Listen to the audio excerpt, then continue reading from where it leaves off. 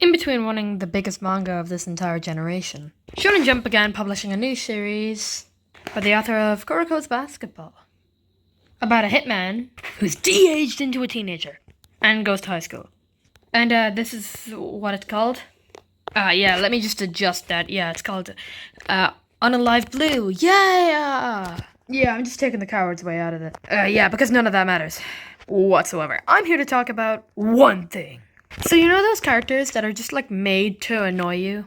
Yeah, like these guys. Yeah, so the audience basically can just pretend they're the guy that beat them up in high school. Yeah. Yeah, and those characters are more painful to watch than probably getting whiplashed in the butt. This series has one of those in the second chapter. It's one of the most bizarre trope I've ever seen. I can tell the author wanted me to be angry, but... No, but the only thing I felt was sheer confusion while reading this. Yeah, but I'm getting ahead of myself. Let's start with some context. So, our main character is getting help from his friend with homework.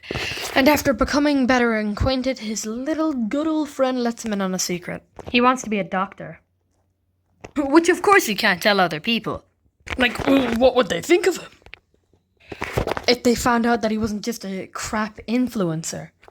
But turns out, jokes aside, that paranoia has shattered. But now let's talk about the real main character.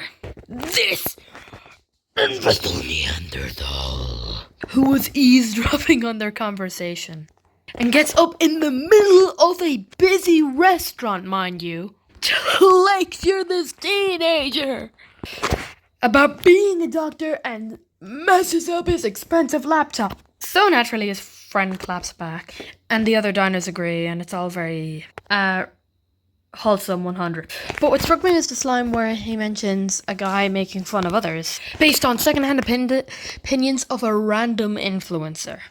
And at which point I was convinced that this guy is a real guy.